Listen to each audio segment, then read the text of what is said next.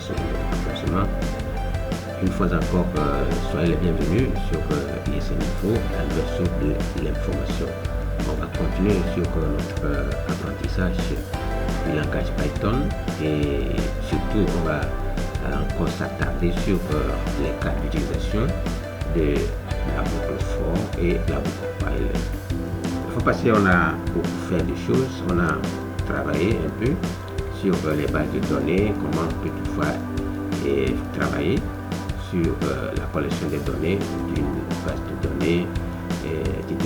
Parcourir toutes ces données-là un par un. Donc là, aujourd'hui, on va continuer sur la même lancée. Ici, c'est énumérite en principe.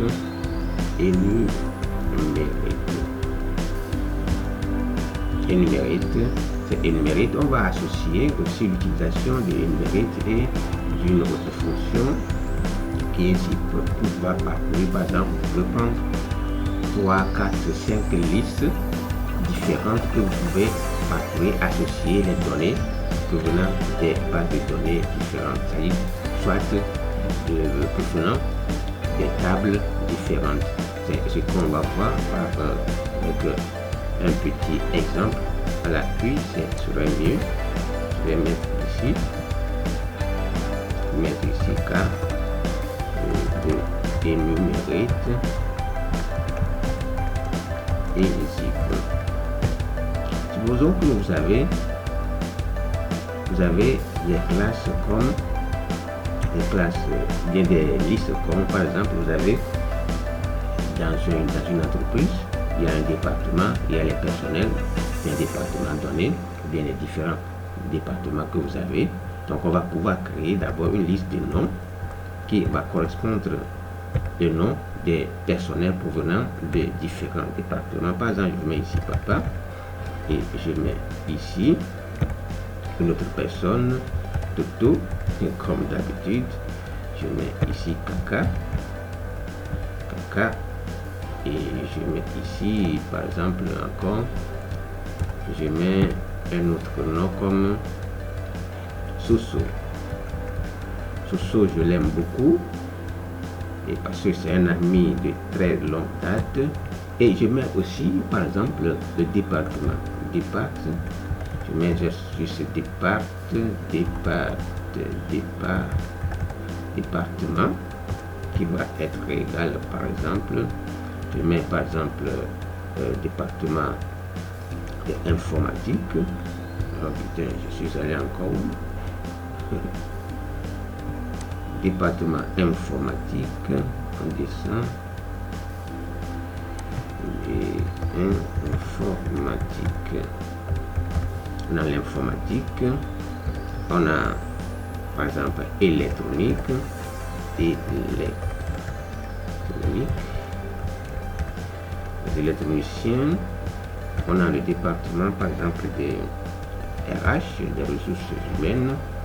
On a les départements de quoi? Par exemple les courriers, les coursiers.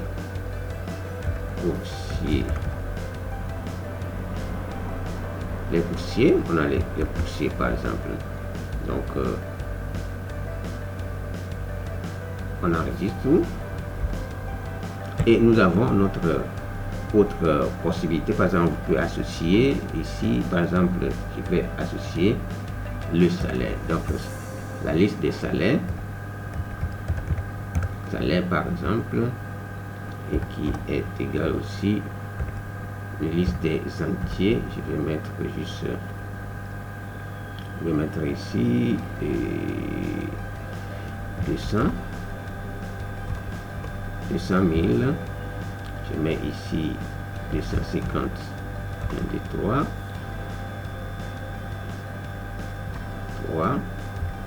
Je mets ici 150. Je mets encore 150, encore 175, 175 pour un peu différencier. 175 000, etc. Là maintenant, qu'est-ce qui se passe? On va utiliser encore la boucle for pour associer la fonction zip et la fonction énumérique là. Donc la fonction zip qui est là et la fonction énumérique. Donc on va faire d'abord for. On prend par exemple une variable, je vais la nommer à une variable quelconque, je mets juste E, une variable E, et je crée une parenthèse, c'est-à-dire pour pouvoir créer ça là aussi, je vais mettre S pour pouvoir différencier un peu, parce que ce sont les je vais mettre départ, d'accord, département, et maintenant avec ça je vais recréer comme on a fait précédemment, sur les lignes, quelle ligne par exemple, au niveau des fruits par exemple, ou bien au niveau ici, même ici on a défini une ligne pour pouvoir parcourir un à un les lignes là. Donc c'est la même chose, on va faire, ça se plante encore un peu, mais peu importe, on va toujours évoluer.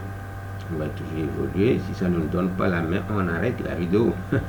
Donc je crée encore d'autres variables qui va représenter l'itération de toutes les lignes. Je mets encore départ, je mets département, je mets encore salaire, je mets là maintenant salaire, et maintenant je vais maintenant faire quoi?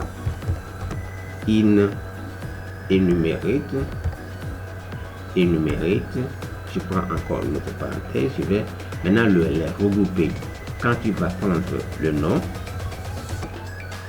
le zip là veut dire que quand tu vas prendre un nom, par exemple dans la liste des noms, ajoute la liste dans la liste parcourue, et maintenant ajoute aussi l'information du département et du salaire, etc. Donc je vais mettre ici zip, je mets encore quoi, zip moi quoi, ce que je veux, tout ce qui est dans le nom. Donc je mets nom, je mets département, aussi départ, je mets ici salaire ici,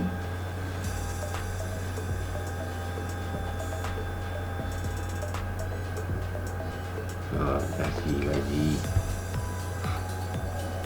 voilà. Maintenant on va faire commence. Donc il y a autre façon, c'est start, on va encore le voir dans start égale 1 commence à partir de la première liste, ce que ça voudrait dire, et on met les 2 points, on revient à la ligne pour imprimer. Notre F, on va formater maintenant. Je vais mettre ici. D'abord, on prend ça, ça devient maintenant 4 variables. Qu'on a en train de déclarer, plus les listes. Donc je vais mettre mon E. D'abord, c'est ici. Je mets mon E et je vais mettre qu'il se décale vers la gauche, vers la droite plutôt, et je vais mettre 2 points. Je peux mettre 2 intervalles entre les deux, donc 2D et 2D, il y a doublement ici, voilà. Je vais mettre ici un petit point pour que ça puisse faire, je vais encore mettre ici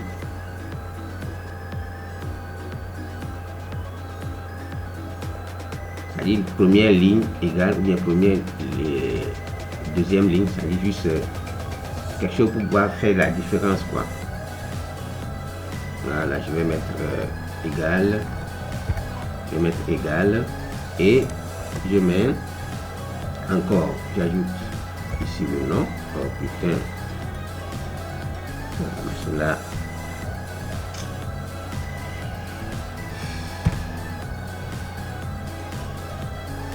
je vais mettre ici, je vais mettre ici, on a quoi, départ.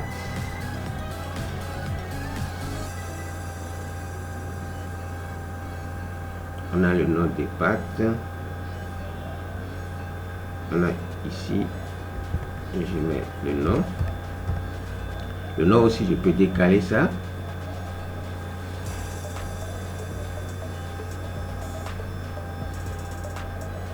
Le nom aussi, je peux décaler ça. Par exemple, je peux mettre ici décale, mais ça va être trop. Je vais mettre par exemple espace.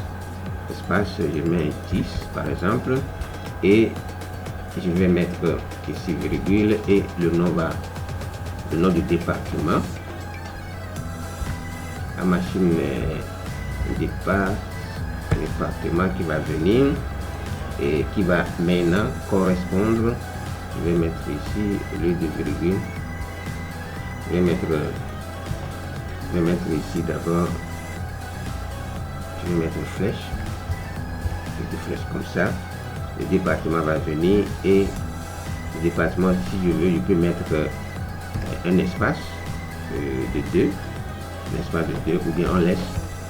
Juste on met ici virgule. On met par exemple. On met notre salaire qui va suivre. Donc salaire est là et on va pouvoir mettre ici, je peux mettre CFA, ce que je veux, la devise c'est franc CFA par exemple à la fin.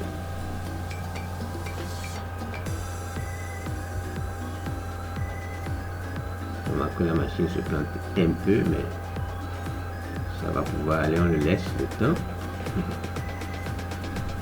On laisse le temps, il n'y a pas de problème.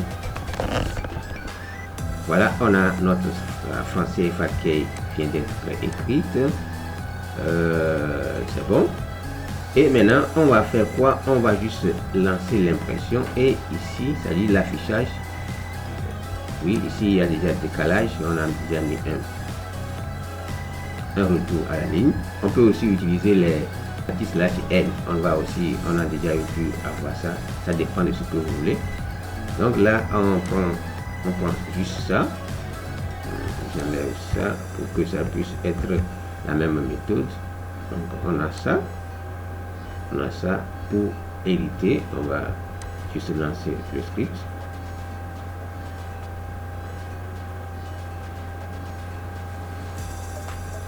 Parce qu'il y a plein de cas d'utilisation de la boucle for.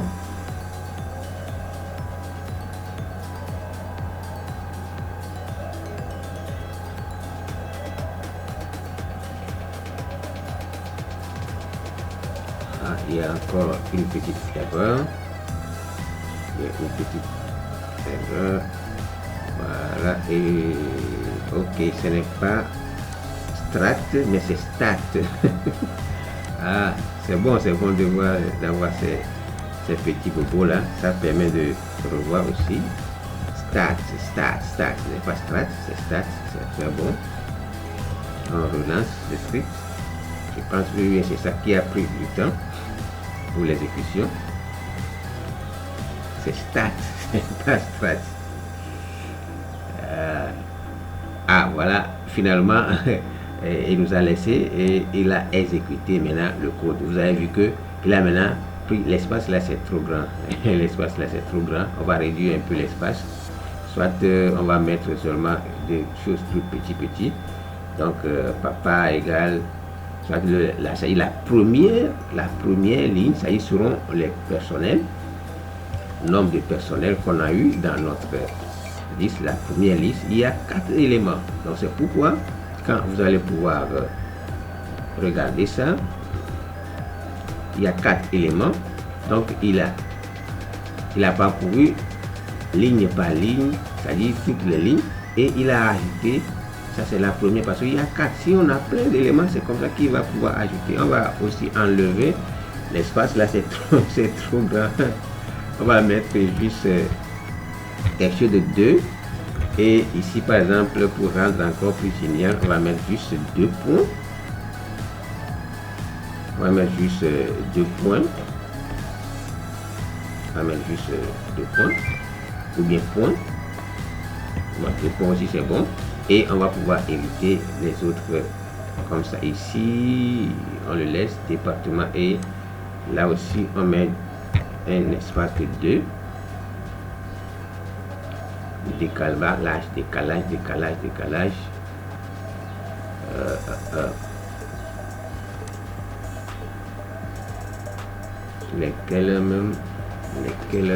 doit pouvoir arrêter la vidéo.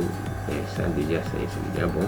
On va encore revoir une autre méthode avec peut-être dans la prochaine vidéo pour pouvoir travailler avec les while. Nous aurons plutôt à associer le while, la boucle for et les autres conditions qu'on a déjà eu à voir jusqu'ici, et c'est ce qu'on va voir ce matin. La machine ne veut pas travailler, donc la fatigue aussi.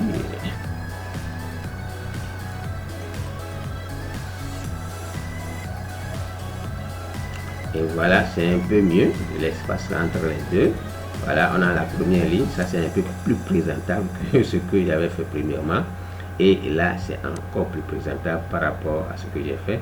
Donc c'est ça. Donc comme la machine aussi ne répond pas tellement, on va arrêter la vidéo pour une prochaine fois. On va laisser la machine se reposer, comme nous aussi nous reposons, mais nous ne laissons jamais les machines se reposer. Là on va laisser reposer et on va reprendre une prochaine fois dans une encore courte vidéo où on va associer toutes les conditions qu'on a déjà eu à voir jusqu'à présent, et en plus de ça la boucle for et la boucle while. Donc d'ici peu, portez-vous bien, n'oubliez pas de vous abonner à la chaîne, cliquez toujours sur les cloches de notification pour être averti quand une nouvelle vidéo serait sortie. Et là on va toujours garder le contact. Je vous dis toujours que commentez dans les vidéos, abonnez-vous, et pour que l'algorithme de YouTube aussi puisse nous reconnaître et faire évoluer la chaîne. Si la chaîne va pouvoir évoluer, ça dépendra de vous. Abonnez-vous et faites des commentaires dans le bon sens pour qu'on puisse travailler ensemble, parce que on ne peut pas être seul dans le monde là, parce que quelqu'un d'autre a besoin de quelqu'un, et c'est dans ces interactions, l'abrassement des individus, ce qui va faire que le monde va pouvoir évoluer. Donc ciao ciao, bonne journée.